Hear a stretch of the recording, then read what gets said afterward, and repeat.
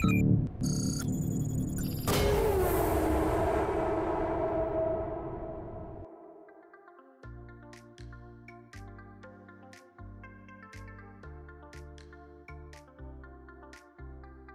friends, welcome back to my channel. അപ്പോൾ ഇന്ന് നമ്മൾ ഡിസ്കസ് ചെയ്യാൻ പോകുന്നത് 15 വർഷം 20 വർഷം കാലാവധിയായ വണ്ടികൾ, അതായത് പ്രൈവറ്റ് വണ്ടികളും കൊമേഴ്സ്യൽ വെഹിക്കിൾസും. ഇത് സ്ക്രാപ്പിംഗ് പോളിസി ഇപ്പോൾ ഗവൺമെൻറ് പ്രഖ്യാപിച്ചിട്ടുണ്ട്. 2022 അത് നിലവിൽ വരുന്ന പറയുന്നത്. പക്ഷേ ആ പോളിസി എന്താണ്, എല്ലാ വണ്ടികളും പൊളിക്കുമോ, അങ്ങനെ കുറേ ആശങ്കകൾ വാഹന ലോകത്ത് ഇപ്പോഴും ബാക്കിയുണ്ട്. അപ്പോൾ അതിനൊരു ക്ലാരിറ്റി നമ്മൾ ഡിസ്കസ് ചെയ്തു അധികാരികളുമായിട്ട്. പിന്നെ കുറച്ച് അവരുടെ ഡീറ്റെയിൽസും കാര്യങ്ങളൊക്കെ വായിച്ച് മനസ്സിലാക്കിയ കാര്യങ്ങളാണ് നമ്മളിവിടെ ഷെയർ ചെയ്യുന്നത്. മിക്ക ജനങ്ങൾക്കും, അതായത് പൊതുവെയുള്ള സാധാരണക്കാരായ ജനങ്ങൾക്കൊന്നും ഇതിനകത്ത് കൃത്യമായിട്ടുള്ളൊരു ഐഡിയ കിട്ടിയിട്ടില്ല. അപ്പോൾ അതിൻ്റെ ബേസിലാണ് സ്വന്തം ഉപയോഗിക്കുന്ന വാഹനങ്ങൾ ഇവർ വിൽക്കുന്നു, എന്നിട്ട് കുറച്ചുകൂടി മോഡൽ കൂടി വാഹനങ്ങൾ എടുക്കുന്നു. വാഹനത്തിൻ്റെ വില, അപ്പോൾ നിങ്ങൾ ഉപയോഗിക്കുന്ന വാഹനം എത്ര ക്വാളിറ്റിയുള്ള വാഹനമാണെങ്കിലും അതിൻ്റെ വിലയിൽ ഒരുപാട് വ്യത്യാസം ഉണ്ടായിട്ടുണ്ട്. മാർക്കറ്റ് വാല്യൂ ഇന്ന് ഇപ്പോൾ 2021 ഫെബ്രുവരി 10 ആയി. ഇപ്പോൾ ഈ ഡേറ്റിന് ഇപ്പോൾ 2-3 ദിവസം മുമ്പ് മുതൽ ഭയങ്കരമായ ഹൈപ്പിൽ നിന്ന, ഈ കോവിഡിൻ്റെ സിറ്റുവേഷനിൽ ഹൈപ്പിൽ നിന്ന വാഹനത്തിൻ്റെ വിലയെല്ലാം ചടപെട്ടാന്ന് താഴത്തേക്ക് വന്നുകൊണ്ടിരിക്കുകയാണ്. അതിൻ്റെ ഒരു റീസൺ എന്താണെന്ന് വെച്ചിട്ടുണ്ടെങ്കിൽ, ഈ ഒരു സ്ക്രാപ്പിംഗ് പോളിസി അതിന് പ്രഖ്യാപനത്തിന് ശേഷമാണ് ഇത്തരത്തിലുള്ള ഇഷ്യൂസ് ഉണ്ടായിരിക്കുന്നത്. ആദ്യം തന്നെ നിങ്ങൾ മനസ്സിലാക്കേണ്ട കാര്യം എന്ന് വെച്ചിട്ടുണ്ടെങ്കിൽ, എല്ലാ വണ്ടികളും കൊണ്ടുപോയി സ്ക്രാപ്പ് ചെയ്യാനല്ല പറയുന്നത്. ഇപ്പോൾ നമ്മൾ ഉപയോഗിക്കുന്ന വണ്ടിക്ക് 15 വർഷമാണ്, ഇപ്പോൾ ഞാൻ ഉപയോഗിക്കുന്ന വണ്ടിക്ക് 15 വർഷമാണ് കാലാവധി. 15 വർഷം കഴിയുമ്പോൾ നമ്മൾ എന്ത് ചെയ്യുമെന്ന് വെച്ചിട്ടുണ്ടെങ്കിൽ വണ്ടി ടെസ്റ്റ് എടുക്കും. അപ്പോൾ ആ ഒരു ടെസ്റ്റ്, ഇനി ഒരു പുതിയ പോളിസി വന്നു കഴിയുമ്പോൾ അതിനകത്ത് എങ്ങനെയാണെന്ന് വെച്ചിട്ടുണ്ടെങ്കിൽ, എൻ്റെ വണ്ടിക്ക് 20 വർഷമാണ് ഗവൺമെൻറ് കാലാവധി പറയുന്നത്. അപ്പോൾ 15 വർഷം കഴിഞ്ഞ് കഴിയുമ്പോൾ നമ്മൾ നോർമൽ ഇപ്പോൾ ടെസ്റ്റ് എടുക്കുന്ന പോലെ തന്നെ ഇപ്പോൾ നമ്മൾ എല്ലാവരും വണ്ടിക്ക് RTO, നമ്മുടെ ലോക്കൽ ഒരു SRTOയിലോ RTOയിലോ പോയിട്ട് നമ്മൾ ടെസ്റ്റ് എടുക്കാറുണ്ട്. അതേ സെയിം പ്രോസസ്സിൽ ടാക്സ് അടച്ച് വണ്ടി പെയിൻറ്റിങ് കാര്യങ്ങളൊക്കെ ഓക്കെ ആക്കി വണ്ടിയുടെ ബോഡി ഓൾമോസ്റ്റ് ഫിറ്റ്നസ്സൊക്കെ കറക്റ്റ് ആക്കിയിട്ട് നമ്മൾ പോയി ടെസ്റ്റ് എടുക്കും. അപ്പോൾ 5 വർഷത്തേക്ക് കൂടി എക്സ്റ്റെൻഡ് ചെയ്ത് കിട്ടും. അപ്പോൾ 20 വർഷം നമുക്ക് ഉപയോഗിക്കാം. 20 വർഷം കഴിഞ്ഞിട്ടുള്ള ടെസ്റ്റിന് വരുമ്പോഴാണ് ഈ ഒരു പദ്ധതിയുടെ ഗുണപരമായതും ദോഷപരമായതുമായിട്ടുള്ള കാര്യങ്ങൾ വരുന്നത്. കാരണം നമ്മൾ 20 വർഷം കഴിഞ്ഞ വണ്ടികൾ പിന്നെ ടെസ്റ്റ് എടുക്കാൻ പോകുമ്പോൾ അതിന് ഫീസ് കൂടുതലായിരിക്കും. അത് ഫുള്ളായി ഇലക്ട്രിക്കലി ഓപ്പറേറ്റ് അല്ലെങ്കിൽ കമ്പ്യൂട്ടറൈസ്ഡ് ചെക്കിംഗ് ഒക്കെ ആയിരിക്കും അവർ ചെയ്യുക എന്നാണ് പറയുന്നത്. അതിൻ്റെ തുടക്കം എന്ന നിലയ്ക്ക് ഇപ്പോൾ നമ്മൾ പൊല്യൂഷൻ ടെസ്റ്റ് ഇപ്പോൾ റീസെൻ്റായിട്ട് പൊല്യൂഷൻ ടെസ്റ്റ് എടുത്ത എല്ലാവർക്കും അറിയാൻ പറ്റും. പൊല്യൂഷൻ മുമ്പ് നമുക്ക് ഒരു പൊല്യൂഷൻ സർട്ടിഫിക്കറ്റ് ഒരു വൈറ്റ് പേപ്പറിൽ അടിച്ചു തരുന്നു. പക്ഷേ ഇപ്പോൾ ഗവൺമെൻറ്റിൻ്റെ ലോഗോ എല്ലാം വെച്ചിട്ടുള്ള ഒരു പൊല്യൂഷൻ സർട്ടിഫിക്കറ്റാണ് ഇപ്പോൾ തരുന്നത്. അതിനകത്ത് കൃത്യമായി ആ വാഹനം എത്ര പൊല്യൂഷൻ ഉണ്ടാക്കുന്നുണ്ട്, അതിൻ്റെ വാല്യൂസ് കാര്യങ്ങളെല്ലാം കൃത്യമായി നമ്മുടെ മൊബൈലിൽ പരിവാഹൻ എന്നുള്ള സൈറ്റിൽ കൃത്യമായി അപ്ഡേറ്റ് ആവുന്നുണ്ട്. പൊല്യൂഷൻ ടെസ്റ്റ് ഇപ്പോൾ 1 ഇയറിലേക്കാണ് കൊടുക്കുന്നത്. ഫസ്റ്റ് 20 വർഷം കാലാവധി പൂർത്തിയാകുമ്പോൾ നമ്മുടെ വണ്ടി കൃത്യമായി പൊല്യൂഷൻ ടെസ്റ്റ് ചെയ്തിരിക്കണം.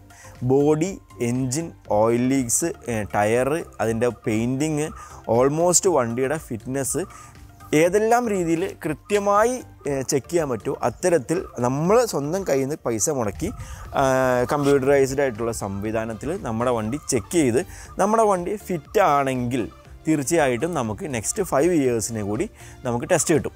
ഇനിയിപ്പോൾ നെക്സ്റ്റ് നമ്മൾ ആ ടെസ്റ്റിന് കൊണ്ടുപോയി ഒരു പ്രാവശ്യം നമ്മുടെ വണ്ടി ഫെയിലായി കഴിഞ്ഞാൽ തീർച്ചയായിട്ടും നമുക്കൊരു സെക്കൻഡ് ചാൻസ് ഉണ്ട്. കാരണം അപ്പോൾ ആ ഫെയിലാവുന്ന സമയത്ത് നമ്മുടെ വണ്ടിക്ക് എന്തെല്ലാമാണോ കംപ്ലയിൻസ് ഉള്ളത്, എന്തെല്ലാം ഭാഗങ്ങളാണോ നമ്മൾ ക്ലിയർ ചെയ്യേണ്ടത്, അതായത് സൈലൻസറിലുള്ള മിസ്റ്റേക്ക്, ഓയിൽ ലീക്സ്, പൊല്യൂഷൻ്റെ പ്രശ്നങ്ങൾ, പിന്നെ വണ്ടിയുടെ പെർഫോമൻസിലുള്ള പ്രശ്നങ്ങളോ, ബ്രേക്കിങ്ങിലുള്ള പ്രശ്നങ്ങളോ, സസ്പെൻഷൻ പ്രശ്നങ്ങളോ, അങ്ങനെ എന്തുണ്ടെങ്കിലും കൃത്യമായിട്ട് അവർ അടിച്ചു തരും. അപ്പോൾ ആ കംപ്ലയിൻസ് പരിഹരിച്ച് രണ്ടാമതും ടെസ്റ്റിന് കൊണ്ടുപോകാനുള്ള ചാൻസസ് ഉണ്ട്. അങ്ങനെ രണ്ടാമതും ടെസ്റ്റിന് കൊണ്ടുപോയിട്ട് നമ്മുടെ വണ്ടി പാസ്സായില്ല, അതിനും ചെറിയ മിസ്റ്റേക്കുകൾ അവർ ഫൈൻഡ് ചെയ്തു എന്നുണ്ടെങ്കിൽ അത് ക്ലിയർ ചെയ്യാൻ വേണ്ടി നമുക്ക് ഒരു ചാൻസ് കൂടി, ടോട്ടൽ 3 ചാൻസ് തരുന്നത്. ഈ 3ാമത്തെ ചാൻസിലും നമ്മൾ വണ്ടി കൊണ്ടുപോയി നമ്മുടെ വണ്ടി ഫിറ്റാണെന്ന് ഓക്കെ ആണെങ്കിൽ അവർ പിന്നെ 5 വർഷത്തേക്ക് നമുക്ക് കണ്ടിന്യൂ ചെയ്ത് യൂസ് ചെയ്യാനുള്ളത് തരും. അപ്പോൾ നമുക്ക് നമ്മുടെ ഒരു വണ്ടി വാങ്ങി നമ്മൾ 30 വർഷത്തോളമാണ് നമ്മൾ വണ്ടി യൂസ് ചെയ്യുന്നത്. 30 വർഷം കാലാവധി വരെ ഒരാൾ വണ്ടി നോർമൽ യൂസ് ചെയ്യില്ല. കാരണം ആ വണ്ടി അത്രയും കപ്പാസിറ്റിയിലല്ല, അത്രയും ലോങ് യൂസ് ചെയ്യാൻ പറ്റുന്നൊരു കപ്പാസിറ്റിയിലല്ല വണ്ടി നിർമ്മിക്കുന്നത്. പിന്നെ നമ്മളിപ്പോൾ കാണുന്ന 30 വർഷം പഴക്കമുള്ള വണ്ടികളൊക്കെ പോകുമ്പോൾ നിങ്ങൾക്കറിയാൻ പറ്റും, അത്രയും പുകയും അത്രയും പൊല്യൂഷനും ക്രിയേറ്റ് ചെയ്തിട്ടാണ് പോകുന്നത്. റോട്ടിൽ കിടന്നിട്ട് ഉന്തിയിട്ടും തള്ളിയിട്ടൊക്കെ തന്നെയാണ് പോകുന്നത്. അപ്പോൾ ഈ 3ാമത്തെ പ്രാവശ്യം നമ്മൾ സബ്മിറ്റ് ചെയ്ത് ടെസ്റ്റ് കിട്ടിയ വണ്ടിയാണ്. പിന്നെ 5 വർഷത്തേക്ക് ടെസ്റ്റ് കിട്ടും, അവർ ഓടിക്കുന്നു. പിന്നെയും നെക്സ്റ്റ് 5 വർഷം കഴിയുമ്പോൾ ഇതേ പ്രൊസീജിയർ തന്നെയാണ് ആ വണ്ടി കടന്നു പോകേണ്ടത്. അപ്പോഴേക്കും ആ വണ്ടി എന്തായാലും തന്നെ പൊളിഞ്ഞു പോയിട്ടുണ്ടാവും, അല്ലെങ്കിൽ നമ്മൾ സ്ക്രാപ്പ് ചെയ്തിട്ടുണ്ടാവും. ഇനി ഈ 3 പ്രാവശ്യവും ടെസ്റ്റ് പാസ്സായില്ല എന്നുണ്ടെങ്കിൽ ആ വണ്ടി സ്ക്രാപ്പിംഗ് യാർഡിലേക്ക് വിടും. കാരണം പിന്നെ ടെസ്റ്റ് ആ വണ്ടിക്ക് കിട്ടില്ല. അപ്പോൾ ഈ 3 പ്രാവശ്യവും ടെസ്റ്റ് പാസ്സാവാത്ത വണ്ടി എന്ന് പറയുമ്പോൾ അതിൻ്റെ ക്വാളിറ്റി എത്രത്തോളം ഉണ്ടെന്നുള്ളത് നിങ്ങൾക്ക് ആലോചിച്ചാൽ മനസ്സിലാവും. പിന്നെയുള്ളൊരു കേസ് വണ്ടികളാണ് നമ്മുടെ വിൻറ്റേജ് വാഹനങ്ങൾ. വിൻറ്റേജ് വാഹനങ്ങൾ അതായത് നമുക്ക് സെൻറ്റിമെൻ്റൽ അറ്റാച്ച്മെൻറ്റിൽ നമുക്ക് അത് വണ്ടി വീട്ടിൽ വേണം എന്നുള്ളൊരു ആഗ്രഹിക്കുന്ന വാഹനങ്ങൾ എന്ത് ചെയ്യും എന്നുള്ളൊരു ചോദ്യമാണ് അടുത്ത് വരുന്നത്. അത്തരത്തിലുള്ള വാഹനങ്ങൾ ഹെറിറ്റേജ് കാറ്റഗറിയിൽ പെടുത്തിയിട്ട് അതിന് സെപ്പറേറ്റ് വേറൊരു മോഡൽ നമ്പർ പ്ലേറ്റൊക്കെ കൊടുത്ത് അതിന് നമുക്ക് ലോങ് ആയിട്ട് വീട്ടിൽ തന്നെ ഇട്ട് യൂസ് ചെയ്യാനുള്ളതോ അല്ലെങ്കിൽ ജസ്റ്റ് വല്ലപ്പോഴും പുറത്തിറക്കുന്ന ആ വാഹനങ്ങൾക്ക് അത്തരത്തിൽ ഹെറിറ്റേജിൻ്റെ വാല്യൂ മൂല്യങ്ങൾ, അതായത് ഒരു വിൻറ്റേജ് എന്നുള്ളൊരു മൂല്യം നിലനിർത്തിക്കൊണ്ട് തന്നെ ആ ഒരു കാറ്റഗറിയിൽ പെടുന്ന ലിസ്റ്റിംഗ് ചെയ്യപ്പെടുന്ന കുറേ വാഹനങ്ങൾക്ക് പ്രത്യേക നമ്പർ പ്ലേറ്റുകൾ നൽകിക്കൊണ്ട് ആ വാഹനങ്ങൾ നമുക്ക് ഈ പ്രൊസീജിയറൊന്നും ഫിറ്റ് ആയില്ല എന്നുണ്ടെങ്കിലും അതിലൊക്കെ ചെറിയ ചെറിയ ഇളവുകൾ നൽകിക്കൊണ്ട് തന്നെ കണ്ടിന്യൂ ചെയ്ത് പോകാൻ പറ്റുകയും ചെയ്യും.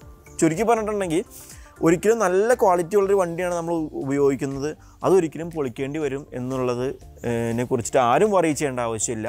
നമ്മൾ ഉപയോഗിക്കുന്ന വണ്ടി അത്രയും പറ്റ മോശം കണ്ടീഷൻ വണ്ടിയാണെങ്കിൽ അത് തീർച്ചയായും പൊളിക്കേണ്ടി വരും എന്നുള്ളതും നമ്മൾ ബോധ്യപ്പെടുക.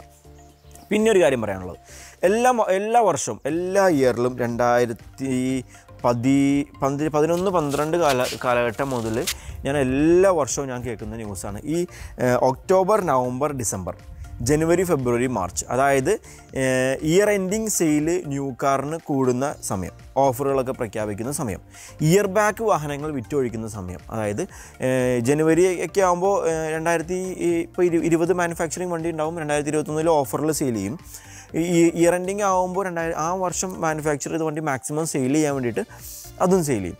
ഈ 2 കാലഘട്ടം, അതായത് നമ്മുടെ സ്കൂൾ വെക്കേഷൻ തുടങ്ങുന്ന കാലഘട്ടം, ഡിസംബർ ന്യൂ ഇയർ വരുന്ന കാലഘട്ടം, ഈ ഒരു ടൈമിലാണ് വണ്ടിയുടെ ബിസിനസ് ഏറ്റവും കൂടുതൽ കൂടുന്നത്. അതായത് യൂസ്ഡ് കാർ ആൾക്കാർ ഏറ്റവും കൂടുതൽ വാങ്ങുന്നത്, യൂസ്ഡ് കാറിൻ്റെ വിൽപ്പന, ഒരു ആൾക്കാർ ചെറിയ വണ്ടിയിൽ നിന്ന് വലിയ വണ്ടിയിലേക്ക് അപ്ഗ്രേഡ് ആവുന്നത്, ആദ്യമായി ആൾക്കാർ വണ്ടി എടുക്കുന്നത്, അങ്ങനെ ഒരുപാട് ബിസിനസ് കൂടുന്ന ഒരു ടൈമാണ് ഈ ഒരു ടൈം. അപ്പോൾ ഈ സ്വാഭാവികമായും ഈ ഒരു ടൈമിൽ ന്യൂ കാറിൻ്റെ ബിസിനസ് കുറയുകയും ചെയ്യും.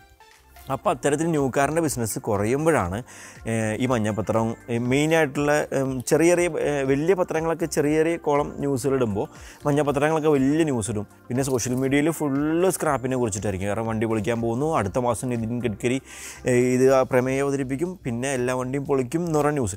ശരിക്കും ഈ ഒരു ന്യൂസുകൾ ശരിക്കും വാസ്തവമല്ല. ഈ ഒരു ന്യൂസുകൾ യൂസ്ഡ് കാറിൻ്റെ സെയില് അത്രയും കൂടി വരുന്ന സമയത്ത് അത് കുറയ്ക്കാനും ന്യൂ കാർ കൂടുതൽ സെയിലാവാനും കോർപ്പറേറ്റുകളും അതിൻ്റെ അധികാരികളും തമ്മിലുള്ളൊരു അഡ്ജസ്റ്റ്മെൻറ്റ് ന്യൂസാണ്. അത് നിങ്ങൾക്ക് ഇപ്പോൾ നമ്മൾ നെറ്റിൽ തന്നെ സെർച്ച് ചെയ്ത് നോക്കിക്കഴിഞ്ഞാൽ അറിയാൻ പറ്റും. 2012 മുതൽ 2021 വരെയുള്ള മൊത്തം പത്രങ്ങളും എടുത്തിട്ട് ഈ ഒരു ടൈമിൽ ഈ ഒരു ന്യൂസ് എല്ലാ പത്രങ്ങളിലും എല്ലാ വർഷവും കണ്ടിന്യൂസ് ആയിട്ട് വരുന്നതാണ്. അടുത്ത വർഷം മുതൽ, അല്ലെങ്കിൽ അടുത്ത് തന്നെ പൊളിക്കും, അടുത്ത് തന്നെ പ്രമേയം അവതരിപ്പിക്കും, അടുത്ത് തന്നെ പൊളിക്കും. ഇത് ഒരു ജസ്റ്റ് പേടിപ്പിക്കാൻ വേണ്ടിയിട്ടുള്ളൊരു ന്യൂസ് മാത്രമാണ്.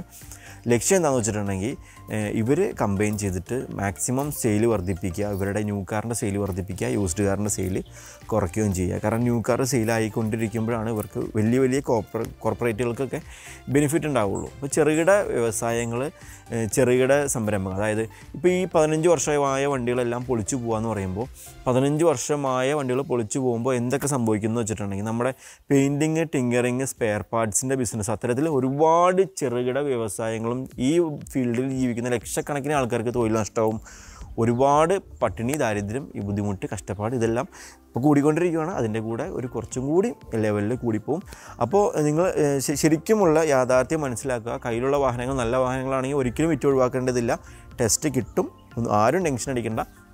നിലവിൽ 5 വർഷം ടെസ്റ്റുള്ള വണ്ടിയാണെന്നുണ്ടെങ്കിൽ അത് 5 വർഷം കഴിഞ്ഞിട്ട് രണ്ടാമത് നമുക്ക് നല്ല ക്വാളിറ്റി ഉള്ള വണ്ടിയാണെങ്കിൽ ടെസ്റ്റ് എടുക്കാവുന്നതേ ഉള്ളൂ. പിന്നെ ഈ 3 പ്രാവശ്യം ചാൻസ് കൊടുത്തിട്ടും ടെസ്റ്റ് പാസ്സാവാത്ത വണ്ടികൾ അത്രയും മോശം വണ്ടികളായിരിക്കും. അത് പൊളിക്കുന്നത് തന്നെയാണ് നമുക്കും നമ്മുടെ പ്രകൃതിക്കും എല്ലാവർക്കും നല്ലത്. അപ്പോൾ വീഡിയോ എല്ലാവർക്കും യൂസ്ഫുൾ ആയെന്ന് വിചാരിക്കുന്നു. വീണ്ടും മറ്റൊരു ഇൻഫോർമേറ്റീവ് ആയിട്ടുള്ള വീഡിയോയുമായി കാണുന്നതുവരെ ബൈ. അപ്പോൾ ചാനൽ സബ്സ്ക്രൈബ് ചെയ്യാത്തവർ തീർച്ചയായിട്ടും സബ്സ്ക്രൈബ് ചെയ്യുക. ഒട്ടനവധി ഇൻഫോർമേറ്റീവ് ആയിട്ടുള്ള വീഡിയോസുമായി വീണ്ടും കാണാം. ബൈ.